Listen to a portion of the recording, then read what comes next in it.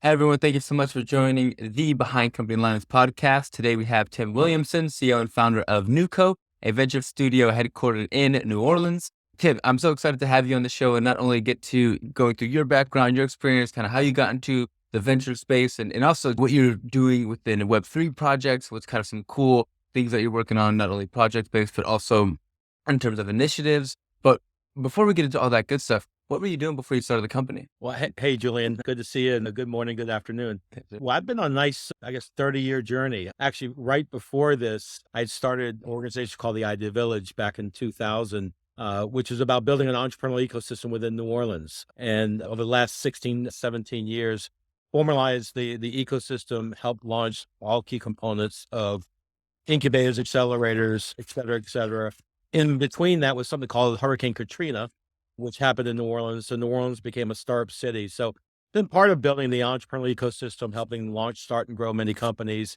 And then recently there've been some remarkable exits coming out of New Orleans, and the company I just started now has been some of those founders who were part of the ecosystem. It's incredible to think about how other cities, when we think about marquee cities like Silicon Valley, I think people are talking about Silicon Beach, and New York obviously has it, but there's a really growing popularity in terms of other cities and their founder community. And would you attest kind of that growth to? Is it evolution in technology? Is it access to fundraising and capital? What in particular do you think was a main catalyst, a main driver for the community in New Orleans to at least kind of pick up and start to embrace that startup culture? Well, I tell you exactly. And it starts with a deep sense of place. New Orleans is a different city. This is not New York. This is not Boston, San Francisco, Miami, or LA, for that matter. This is a 300-year-old city. So to answer your question, the startup energy started over 20 years ago by a bunch of New Orleanians, myself included, who were born here and had to leave because the city was declining. We came back in the late 90s when this thing called the internet was emerging, and we all were starting internet companies, and no one knew what the internet was. And we collectively looked around and realized the problem wasn't that no one knew the internet. The problem was the city was declining. Yeah. And so we believed that entrepreneurship was a platform for transforming the city. So I think cities like New Orleans or Detroit or Cleveland, other second tier cities, what's driving the entrepreneurial energy is people love the city and want the city to sustain itself. So it was driven by more a sense of place than a sense of profit at the beginning, I think. Yeah. And what in particular, you talked about some recent exits. What's been exciting about the recent growth of the startup community, the recent good news and kind of successful outcomes of the community that you've seen just recently for our audience to kind of get some context there? Yeah, I think from a high level, I mean, I think it's easy to say the exits. In the last 6 months, there have been about over $2.5 billion worth of exits that were from companies born of the ecosystem. And that may not be a big number for New York or for San Francisco, but for a city like New Orleans, that's remarkable because these companies were started over the last 10 years within New Orleans. They're all homegrown. A company, Lucid, sold for 1.1 billion, Level Set over 500 million, Turbo Squid and others. So what's exciting, Julian, is that these were companies and founders who chose New Orleans after Katrina, and they built their companies here, grew it here, and had successful exits. About perhaps $600 million of that money has dropped into 300 local families. And so now you have the beginning of a startup capital driven by the startup. But the second thing I think is more important is you have the ecosystem around that. So you have incubators, accelerators. Tulane University has launched a major initiative. There's a biotech district opening up. You have angel networks, venture capital. So you have the formation of an ecosystem that has now the systems in place driving another generation of entrepreneurs. And lastly, you now have the first generation of entrepreneurial leaders who have their own capital and who have proven that you can launch within New Orleans. And that's what we're doing here is now reinvesting that capital back into what's next. Let's go figure out what's the next industry to go attack. So it's exciting. Yeah. And what is the community composed of in terms of demographic? I think people are always thinking young, scrappy entrepreneurs, but it seems as though it's from what I've understood about a lot of founders, it could be a myriad of different backgrounds, a myriad of different past experiences, maybe even professionally or non? What is that community composed of, and what's particularly exciting about the opportunity that's ahead of them and the access to that opportunity that's just been different from time before in terms of entrepreneurship? Well, I can speak from a New Orleans standpoint, maybe on a broader thing that there's been recent studies or research that New Orleans is one of the most diverse founder communities, and Yeah. diverse in male, female, diverse in ethnicity. So this is all types of folks who are starting their companies in New Orleans. I don't know the exact number, but I bet the average age is a little bit higher, Sure. because these are probably more professionals who are now seeing a problem and building a company based off that problem versus young kids coming out and trying new ideas. So there's a more of a maturity of industry knowledge. So Patrick Comer had a background within the sampling business of Lucid. Scott Wolf was a lawyer who saw a problem in the lean business. So these are more professionals or people who have experience in their 20s and their 30s and 40s saying, I see a problem to solve it. And lastly, there's in New Orleans, I think, a connective tissue amongst the group, as I mentioned, a sense of place. So there's a relationship where everyone really wants to help each other out. They want to connect to each other. And there's a common vision of how do we grow New Orleans and grow Right. the ecosystem. So it's a different vibe. I'm not saying it's better or worse, but it's a little bit like Mardi Gras, that no one owns Mardi Gras, but everyone comes Yeah. together to make it remarkable. And New Orleans has a Mardi Gras connectivity around the ecosystem that has allowed it to start scale and start to now do remarkable things. Yeah. Yeah. Thinking about shifting gears and thinking about your past experience, being that you built companies web 1, web 2, and now in web 3, what are you seeing in terms of the similarities in the different cycles of technology, and what's been particularly different about this new wave that's you haven't seen necessarily in the past? Well, I mean, that's a great question. I started a company back in 93 trying to convince people to use video. That video was a great way to sell. Yeah. This is when cable opened up and people thought we were crazy because Wow. no, you had to send the VHS to people. And that was a hard idea that video was going to work. And then I started the first digital media studios with Cox Interactive Media in Pittsburgh, New Orleans, Boston, San Antonio, and others, trying to convince people that the internet was a way that you look at your news, sports, and weather. And people thought we were crazy. And here we are in Web3. So to answer your question, it's all the same. I mean, there's always these new ideas that seem that are hard to explain, and there's a lot of people resisting those ideas. And then once it becomes mainstream, it starts to scale. I personally enjoy that uncomfortable time trying to explain video and trying to explain the internet, now explaining Web3. Being on the front end of adoption is hard, and you have to sort of grind it out. What's been similar are, to answer your questions, in all of those phases, there are people, the early players, some were early and some were just taking advantage of a market that wasn't complete yet, or wasn't sort of mainstream. So there's a lot of, I'm not gonna use the word scams, just a lot of fast money Sure. that comes and goes. And what happens after that goes, you start to see real players position themselves for the future. And I see the same thing happening here in Web3, that the last year have been people, it was fast and fun and loose and people doing all these crazy things, but you're now seeing real people build real things for real communities that start to scale up and become mainstream. And that's where we see an opportunity here. Yeah. Well, what do you think is the signal that people are going to be seeing from the more kind of on the average level? And for reference to my question, it's like web 1, obviously people weren't online and there was a huge transition to being online. Web 2, we had it was difficulty communicating. Then we had all these consumer applications that made communication easy, transactions, all these things kind of more easy. So we saw a huge impact there. Web 3, I feel like on average, people don't see the impact yet, but when will they see it? And what will they see in particular? Is it in their banking? Is it going to be in the way they interact online? What in particular do you predict for individuals to kind of see that change and transition be impacted? Pure speculation. We're all guessing, as you say. I think there's a couple of things from my lens. I think the minute it becomes useful to me, and I'm looking at these digital wallets. Yeah. Let's say there's 81 million or 100 million digital wallets. At some point, there'll be 1 billion digital wallets where everyone's going to have a digital wallet. And when I needed to buy my Starbucks NFT to get a cup of coffee, or when I needed to buy Amazon, or when I needed to get into the Saints game. So one bit of adoption is when I need to use it to do something I want to do.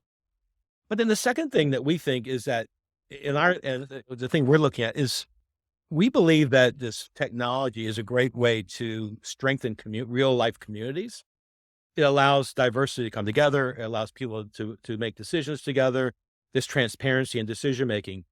So when real life communities start to use this technology to connect to each other, you start to see it becomes, I'm not going to go back to date myself when email came out.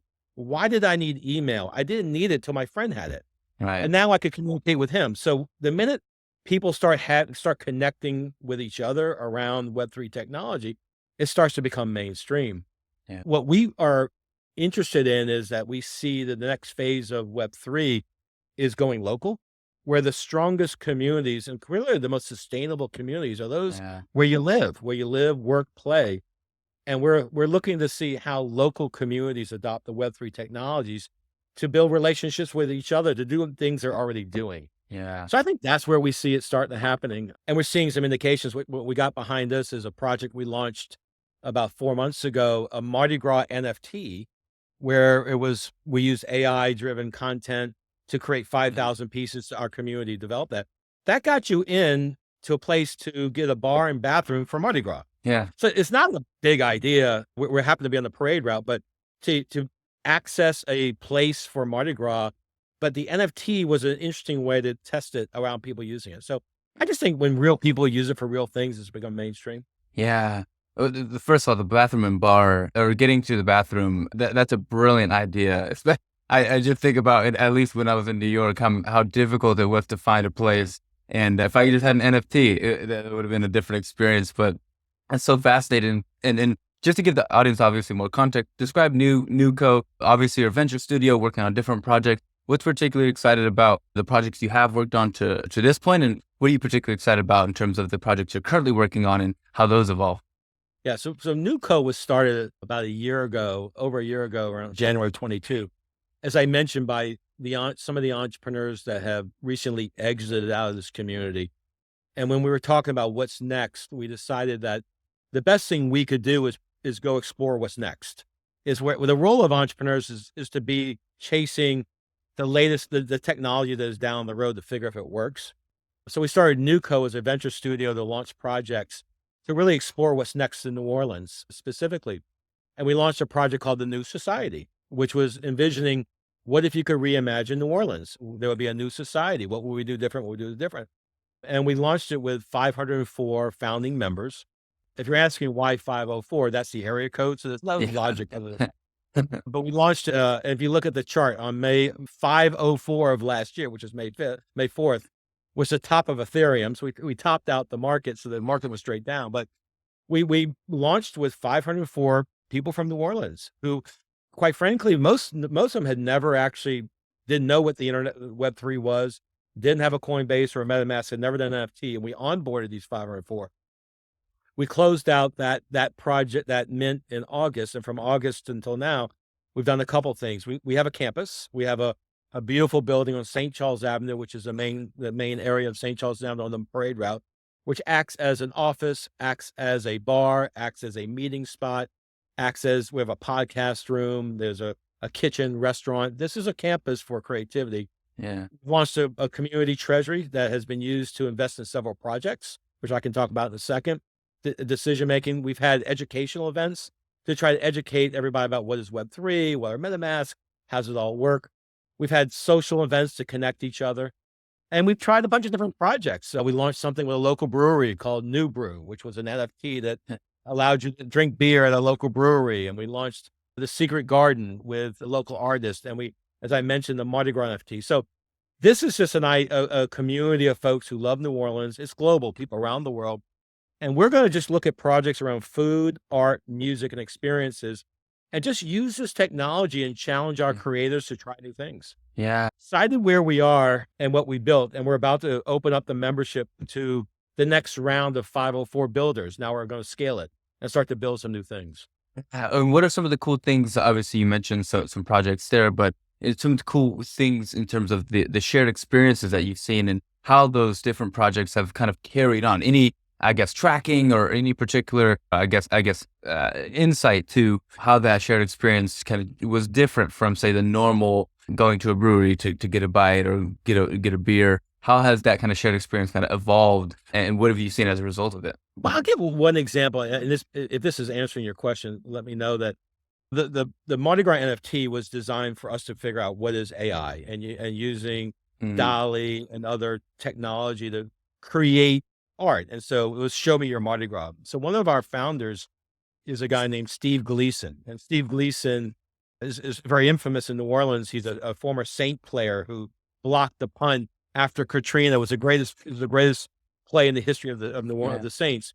Unfortunately, he's developed ALS and has become one of the leading advocates in the world around ALS. yeah, He started a foundation called Team Gleason. So we went to his house, and with his eyes, he typed in "man tutu love" and created an NFT with his eyes and creating a design like this. And in conversations, we talked about what if the ALS community could use AI technology to unleash their creativity. yeah, He's now launching a project that's going to be creating a marketplace for folks with ALS. So what we've seen is by bringing, I'm not going to use real world people. I mean, I wouldn't say Steve Gleason is in the Web3 community. sure, He's part of the community exploring Web3. He's now taking this technology and bringing it to his real world community. So that's what we're seeing are folks within the banking industry, folks within the legal industry, folks running real companies saying, how do I use this technology to bring it into my real company? And that seems to be what's is the dynamics yeah. of connecting this technology to real world opportunities. Yeah.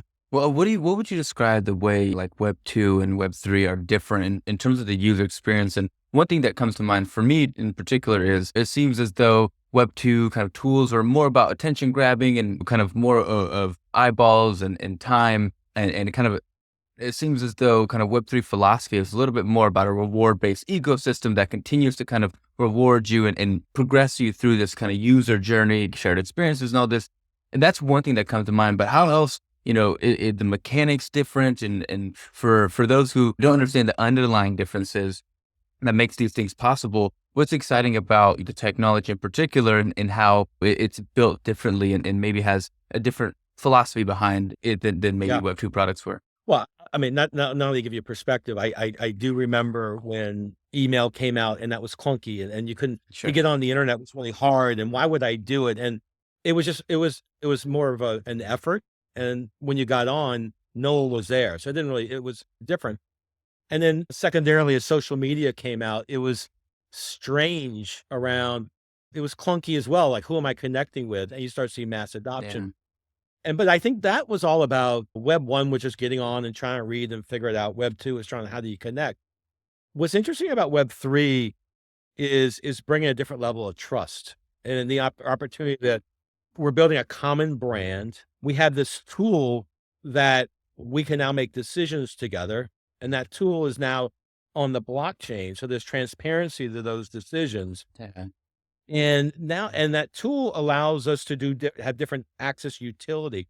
So what we're excited by, this is all so new that it could potentially transform the way human beings connect to each other, the Yeah. way they make decisions together.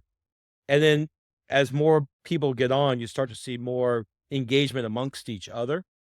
I think we're at the getting email and trying to find other people stage, Yeah. which is exciting. But as I've seen in the last year, we had an event here about a month ago where one was a local chef, Nina Compton, who's a James Beard Award chef, and Big Frida, who's one of the famous Yeah. singers.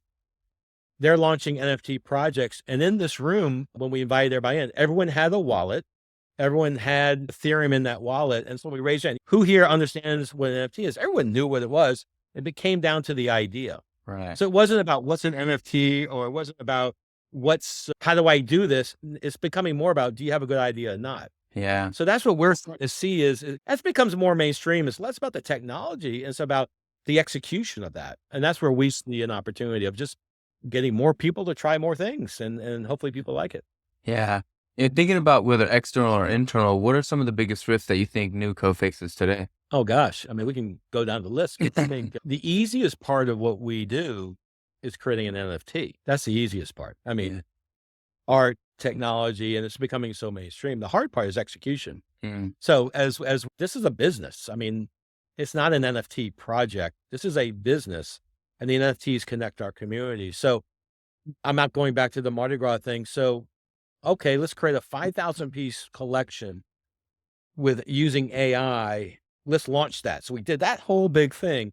But the day after we launched it, we had to put on a 10-day effort. We had to host Mardi Gras. Yeah. So hosting, it's like, imagine, I don't know if you've never been to New Orleans, but we're literally on St. Charles Avenue, which means that the parades go right in front. And so for 10 straight days, Yeah. we had to host a parade. It was more the execution of bars and bathrooms and people and execution. So the biggest risk is execution, Yeah. I think, and just delivering on our promises. Secondarily, I think is managing expectations of how does it all work? Because you have Mhm. different levels of expectation. Some really understand it, some don't. Yeah. And so when we do different treasury votes, you've got the people who know where their wallet is, how to do the vote. And some people are like, Tim, what are you talking about? Sure. So we have to create the level playing field of this. And thirdly, it's just, when does the adoption curve grow? When does, this weekend, one of our major retailers, Mignon and Faget, announced that they're now accepting Bitcoin. So it's the first local retailer Yeah. that's accepting Bitcoin to buy their jewelry. So then I talked to another person who's in a jewelry business, Tim, how do I do that? So how long does adoption take? Yeah. We know it's going to happen. The question, is it 1 month, 1 year, or 10 years? That cycle is based how we're predicting our business. Yeah. Thinking about long term, if everything goes well, with the long term vision for NieuxCo? Well, and long term is a strange word. I know in 2025, New Orleans is hosting the Super Bowl. Yeah. And so that's a moment where the world comes to New Orleans. And we imagine by that time, Web3 will be a little bit more mainstream. There'll be more brands involved. And this will be a different conversation. It's not about Web3. It's just a tool-based thing. That there's now 19 million people who visit New Orleans every year who spend $10 billion on food, art, music, and experiences. That's Yeah. that's our tourism economy. I don't know exactly, but I would guess less than 0.00% of that is digital Web3, Yeah. digital food, art, music. By 2025, you're going to have people coming into town who are sophisticated digital buyers. Yeah. You'll have over 1 billion digital wallets. So the mid to short term is we're basically going to model the New Orleans economy, where New Orleanians create food, art, music, experiences. People around the world buy it. Yeah. They're just buying it through a different distribution channel. And that distribution channel just is growing, getting bigger. So we see participating in that business, and that business is going to start to grow and scale up. So that's the short term, sort of 2 to 3 year is positioning ourselves for 2025. Yeah. We got to make sure our artists know how to do cool art, and our musicians and our food creators and Mardi Gras, Jazz Fest, French Quarter Fest, all these different things. But then secondarily, long term, we see cities around the world doing what we're doing, is building not Web3 communities, that they're going to build communities exploring new tech. And so I think you'll see new society-like models popping up in second tier cities. And this is not New York or Boston, San Francisco, or LA. This is Cleveland, Detroit, Yeah. Amsterdam. Worldwide, you'll see communities starting to say, how do we build place-based communities to explore this technology Yeah. for our own community? So we see sort of the next generation of this is a network of local communities that will be connected to each other. Love that. I love this next section. I call it my founder FAQ. So I'm going to hit you with some rapid fire questions and we'll see where we go.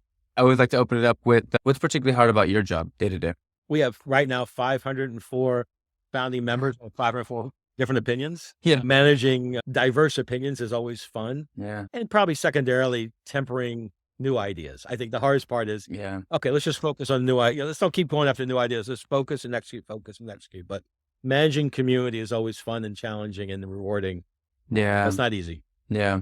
What's particularly different about this kind of journey for you in regards to what you've built in the past, businesses kind of offering, whether it's a service or a product? This is very much more, it seems like, evolved from a high level, but also it seems to have a lot of ground level impact if everything goes well. But what in particular do you define as different for you in this kind of next, I guess project or venture studio in regards to other things you've done? I would actually say the easy answer is nothing. I mean, Yeah. I've done this before. I Yeah. mean, this is not new for me in terms of starting a new concept and trying to explain Yeah. it and community around it. What is new here is the diversity of the network, Yeah. that we built an entrepreneurial ecosystem of entrepreneurs and investors and people within the community. What's been inserted are artists and creators. Yeah. And you start, well, the creator, the musicians and artists to enter. And that's an opportunity to have a broader community of creativity. So that's different. I think secondarily, the technology is certainly not there. I mean, the onboarding is hard and it's so clunky. That's not different than it was with the internet. When we started the internet studio in New Orleans, it was 14.4 modem. So no one could really download your content. So just going through that pain again of waiting for people to get on board. But thirdly, I'm 58, not 38. So it's yeah, you've seen some things before, but Yeah. how do you explain? Yeah, how do you explain that to others that it's just a cycle and a wave and how it goes? Yeah. Yeah. If I'm an artist, if I'm someone who wants to get involved with NFT projects and start to think about how to create an experience, where do I start? What do I do? If I'm interested in building projects around NFTs and experiences around it, where do I start? Well, first, I mean, we literally do have a campus, a physical place on St. Charles Avenue. So we do have events here where people can come and meet, happy hours or educational events, social events. So the first thing is just connect into the network. So within the network, there are other artists who've done projects. There's entrepreneurs who know how to scale projects. There's people who know how to fund projects. There's tech folks who know how to build them. So it's just being part of the network. And then secondarily, I think artists are really good at the creative element of this, surrounding themselves with people who know how to scale businesses. So I think there's a mixing of the artist and the entrepreneur. So what we're trying to do is to bring the artists into the entrepreneurial networks. Because I think building businesses is easy for some folks and creating is easy for others. Yeah. Marrying. So I think it's just plugging them in. And then thirdly lastly, I think there's an opportunity to connect them with real life businesses like the new brew idea. We had an artist do the NFT connected to selling beer. That's a real business, using art to sell business, tying them into real revenue streams. Right. So if that makes sense, we're exploring how do we mix the artist with the business community? And we think that could be magic there. Yeah.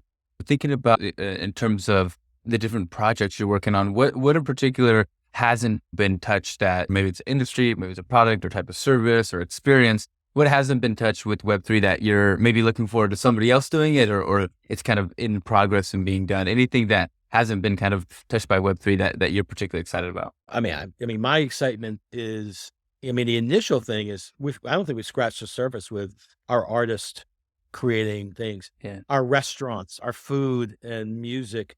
And as I mentioned, experiences. New Orleans has more festivals than most cities in the world, but how NFTs can create a better user experience. But I get excited by the Steve Gleason project. I mean, where a New Orleanian can look at this technology and figure out solutions to helping unleash the creativity in the ALS community. Yeah. That's a global impact. So I think we haven't even touched on people who really are experts in their own field, starting to figure out how this applies to them. Yeah. Is exciting to me. And that's just basically introducing, and the reason why we're doing it in New Orleans is we're never ahead of the curve. We're 5 years behind LA and New York and San Francisco. So we just want to be in the game. Yeah. How do we educate our group now? So when it does sort of scale up, New Orleans is in it. So it's just educating everyone in New Orleans about just understand this technology and get ready. We want to participate. Yeah. I mean, what's easy about New Orleans, a vision for us is that of that model, this probably of the $19 million, local creators make maybe 0.001% of money. They don't really make, local creators don't make a lot of money. Yeah. That's a problem. If this technology could figure out a way to just make a little bit more money for our artists and musicians and creators, they will actually start more things. If they try more things, then you'll start to see a new wave of innovation that people will buy new things. And then we think we're about to potentially start a whole new golden age of creativity coming out of New Orleans. Yeah. Because we've got the creativity and now you've got new technology and there's new capital. So we're excited just to see a new wave of creativity coming out of New Orleans that is going to showcase to the world by 2025. Yeah. Thinking about for advice for other founders, what's something that you see in startups? Maybe it's a mistake or maybe it's a common misconception or misexpectation what's something that startups maybe don't consider until they're more mature that they should consider more on when you're building in kind of that initial stage and that initial process? Well, many of these, I've worked with thousands of founders and helped launch hundreds of companies here. But I think my first advice is know what you're good at and know what you're bad at, and make sure you surround yourself with people who are good at what you're bad at. I think people got to be really honest about who they are and honest about what they're really good at and focus on that, and surrounding yourself with people who are good at what you're bad at. So your 3 to 5 folks in your kitchen cabinet are critical. Yeah. I see founders trying to be good at everything or trying to do things they're not good at. Secondarily, that the key to a successful founder is trust. Do what you say. Don't just sell, don't hype up. Just because you close the deal doesn't mean you won or you raised some money. Delivering on your promise is what will determine if you're successful. So don't get caught up in your raising money or don't get caught up in your sales. You better deliver on your promises. Those founders that deliver on their promises consistently start to get more folks who bet on them and grow it. Yeah. And thirdly, it takes time. And so get ready for when you start something and it gets really, really hard, Yeah. that's when the founders really build real companies. But too many people give up when it gets hard. Yeah. You gotta wait for the hard. Hopefully, if it's not hard, it's gonna get hard, but you gotta wait till it really gets hard. And once you get through that, you're stronger and ready to scale. Yeah. But you mentioned something about fundraising and not measuring your success on that as a founder. I feel like a lot of founders are shifting that focus, one, intentionally, but also because there's just less available dollars. So we all have to kind of think differently and more scrappy and things like that. But, if I'm a company thinking about fundraising, what are my signals? Being that not all companies should fundraise at every point in time. It's not necessarily there should be a reason for that kind of that injection of capital. What are some kind of reasons that you think founders should consider and signals that they should consider when the time is right for them? Yeah. I think the way I think about it, I think there's different level phases of fundraising or times. I mean, there's I've got an idea fundraising. I mean, there's the friends and family. I've got an idea and you're very clear. I'm trying to figure it out. So at some point there's a raising money to test out and prototype. It's hard to make promises at that point. You're just promising you're trying, and that's a different level. Yeah. Then the second thing is the building phase. Once you start to have something, that's a more of a serious fundraise where now I've got this thing and I want to scale it up. And then thirdly, there's a scaling phase where I've proven it out and I want to scale it. So I think founders need to sort of make sure they're boxing out those 3 phases, that there's certain people who like to fund the startup phase. There's friends and family. Hey, let's see if it works. If it doesn't work, who cares? The building phase, you start to feel real investors who are saying, you better show me a return. You better do what you say. And then scaling, it's all business. As you know, you're here to make that money. So I think understanding where you are in those and making sure you're not raising money, you're selecting people to be on your journey. So who do you want to be part of that phase? Yeah. And so if founders should be selecting their investors, if that makes sense. Yeah. To be part of the phase. Yeah. I always like to ask this question because I love how founders extract knowledge out of anything that they ingest, whether it's early in your career or now. What books or people have influenced you the most? Yeah, I mean, it's I can say one of each, but there's one book I read, and this is probably dating myself, but a book called The Celestine Prophecy. Have you ever heard that book? No. It was a famous book, I think probably in the early 90s, but it was a journey of a guy on the way to get the Celestine Prophecy. It was a story, but the moral of it is that every person he met, there was a clue about meeting that person. So he was drawn to different people, and the goal was to figure out, why did I meet you? And what was the purpose of this? And what were we supposed to do for each other? Yeah. And the moral of that is that every relationship is a positive relationship, and there's a learning lesson from each. And so as you're meeting people through your journey, through your world, there's a reason why you meet people, and everybody has a message for you and you have a message for them. Sometimes it's a 1-minute meeting. Sometimes it's a week meeting. Sometimes it's a 10-year meeting or a 20-year, but everyone in your life is there for a purpose, and they're part of your personal journey. So I think that's always been interesting about building community and connecting to others. Yeah. On a person, somebody who I met after Katrina was a guy named Jim Coulter, who was one of the leading venture capitalists in the world with TPG. And back to that journey, we met, and he became a partner in helping me and others rebuild New Orleans, and thinking through that mentorship and insights about from a much different level of thinking about how do we really restart New Orleans and build this ecosystem in an incredible way. But yeah, it's just you got to talk less and listen more. So you really Yeah. meet people with wisdom, listen to their words, Yeah. and every 1 minute meeting would be extremely valuable to me. So Yeah. I love that. I know we're at the end of the episode and I want to give you a chance to give us your plugs and where to find you and things like that. But last little bit is, I don't want to make sure we didn't leave anything on the table. Is there any question I didn't ask you that I should have? Is there anything we didn't talk about that you wanted to chat about? Anything that we left on the table here today? oh, well, Julian, I thank you for your time. I think the opportunity is that all this new technology, whether it's Web3 or AI or metaverse or whatever it may be, ultimately the next opportunities for local communities around the world that aren't in those major hubs need to start thinking about it now. How does this what is it? And how do we get our community positioned for that? Yeah. So the thing is urging other communities around the world is start thinking about it now. And we may have a Mardi Gras, but everyone has their own Mardi Gras thing or their own personal thing. So I think, how do we use these technologies to strengthen real world communities? We're just doing it here in New Orleans, but we think that our peer cities around the world that are these deep sense of places, that's who we want to connect with and learn how you do this. And the rhythms and rituals about how you work, they're all going to be different. So I think we're excited by that. And the only plug, and I don't really have a plug, that the people that we would love to join the New Society Collective are people who love New Orleans. Yeah. So it's the people around the world who you're from here, you moved away, or you went to school here, or you went to Jazz Fest, or you got drunk on Bourbon Street. I don't care. The criteria is you got to love New Orleans or have some passion for it. Yeah. And want to be on that journey to figure it out. So this isn't a get rich quick, buy this, sell this. This is a journey over the next 10, 20 years, how we position New Orleans for the future.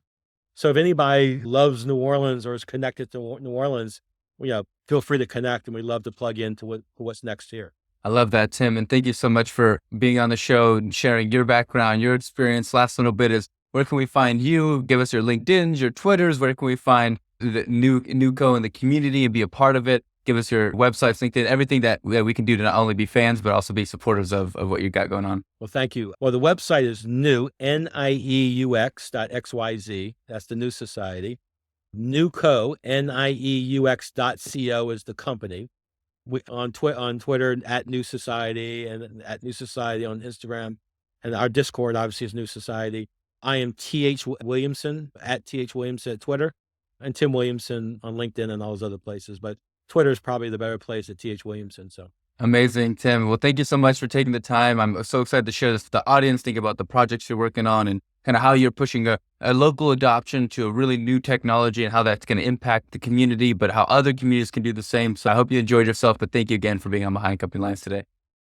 Well, thank you. And come down to New Orleans. We'll show you what's going on. Absolutely. Well, thank you, Julian. Thank you.